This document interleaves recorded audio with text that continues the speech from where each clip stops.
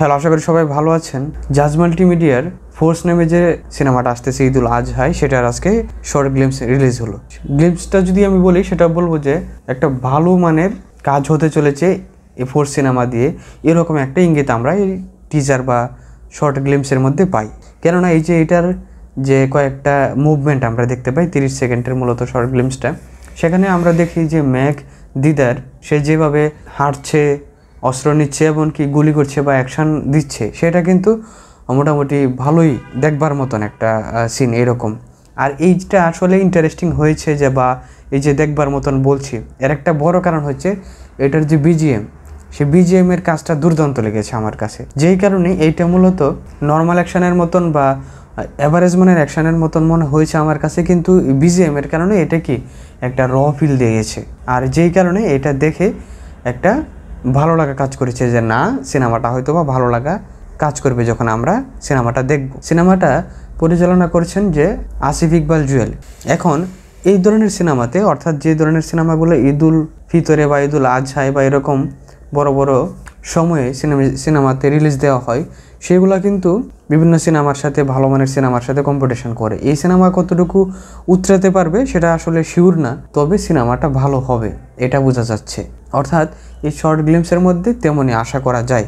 তবে ঈদুল আজহাতে যেহেতু শাকিব খানের বা নিশুর সিনেমাও আসবে, সেই হিসেবে এটা যদি এই মেঘদিদারের জায়গায় আরও কোনো ভালো ভালো স্টারডম থাকে, যারা মূলত স্টারডম আছে, এরকম স্টার যদি থাকে, তাহলে মূলত সিনেমাটা দর্শকরা বেশি গ্রহণ করবে। কারণ ঈদের সময়, সেটা ঈদুল ফিতর হোক বা ঈদুল আজহা হোক বা বড়দিনের সময় হোক, বাংলাদেশে নর্মালি তো আর বড়দিনে ওই রকম সিনেমা রিলিজ হয় না, ঈদের সময় হয়।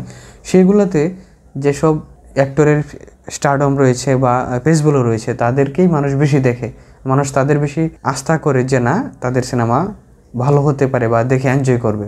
তবে কিছু কিছু সময় তো কন্টেন্ট ভালো হওয়ার কারণে সিনেমা ব্যবসা সফল হয়ে যায়। সেই হিসাবে কন্টেন্ট ভালো হওয়াটা যে কোনো সিনেমার জন্য জরুরি। তবে এই মেঘদিদারের কথা যতক্ষণ পর্যন্ত আমরা শুনেছি এর আগে, অর্থাৎ এই শর্ট গ্লিম্পসের আগে আমরা তার কথা যতবার শুনেছি, ততবারই আমরা তার এটার ব্যাপারে প্রস্তুতির যে বিভিন্ন ধরনের ছবি আমরা দেখতে পেয়েছি বা জানতে পেরেছি।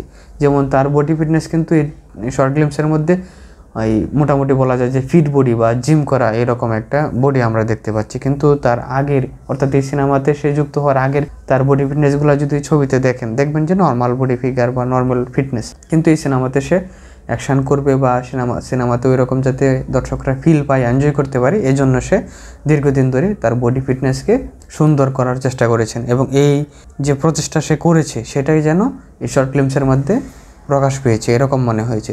তো সব মিলিয়ে বলবো যে মেঘদিদার হোক বা পরিচালক হোক, এরা মোটামুটি ভালোভাবেই এই সিনেমাটা তৈরি করার যে একটা চেষ্টা করছেন, যত্নবান হচ্ছেন এই সিনেমার প্রতি, সেটা এই শর্ট ফিল্মসের মধ্যে আমরা মোটামুটি বুঝতে পারছি বা ইঙ্গিত পাচ্ছি। তাও দেখা যাক সামনে এই সিনেমাটা কেমন হয়। তবে এই সিনেমাতে মেঘদিদার তো লিড ক্যারেক্টার করবে, কিন্তু আমরা এটার মধ্যে যদি আরও পরিচিত মুখ দেখতে পাই, তাহলে কিন্তু দর্শকরা এটার প্রতি আকৃষ্ট হবে। না হলে কিন্তু বাংলাদেশের দর্শকরা যেহেতু কমন যেসব ফেস রয়েছে বা যাদের সিনেমা সবসময় দেখে, তাদের ছাড়া অন্যগুলা নর্মালি এই সিনেমা হলে গিয়ে দেখতে চায় কম। সেই হিসাবে এই সিনেমা কিন্তু ব্যবসা সফল হওয়াটা অনেকটা কি ঝুঁকির মধ্যে পড়বে যদি ফেস ভ্যালু বা ওই রকম পরিচিত মুখ না থাকে। তাও দেখা যাক পরিচালক কী করে। তবে জাজ মিডিয়ার যেহেতু এই সিনেমাটা প্রযোজনা করবে, সেহেতু তারা হয়তো বা কোনো প্ল্যান রেখে এই সিনেমার কাস্টিংগুলা সিলেক্ট করবে, এরকম আশা করি। তাও দেখা যাক কেমন হয় সিনেমাটা বা তারা কেমন করে। তবে শর্ট গ্লিম্পস কিন্তু মোটামুটি ভালো হয়েছে। আমি এই সিনেমা নিয়ে আশাবাদী যে সিনেমাটা হয়তো বা তারা ভালো করবে। তাও দেখা যাক কেমন হয়। তবে শাকিব খান, নিশু এদের সাথে যদি সিনেমা টক্কর দিয়ে ভালো ব্যবসা নাও করতে পারে, কিন্তু সিনেমা যদি ভালো হয়, তাহলে আশা করি যে এটা 2 দিন আগে পরে হোক, সিনেমা ঠিকই দর্শকদের মধ্যে গ্রহণযোগ্যতা পাবে। এই ছিল আমার কথা। আর আপনারা যারা ইতিমধ্যে শর্ট গ্লিম্পস দেখেছেন, তাদের কেমন লেগেছে সেটা আমাদেরকে জানান। আর সিনেমা সম্পর্কে বিভিন্ন ধরনের আপডেট পেতে এবং নতুন নতুন ভালো সিনেমার রিভিউ পেতে আমাদের সাথে থাকুন। আজকে তাহলে এ পর্যন্তই। সবাইকে ধন্যবাদ।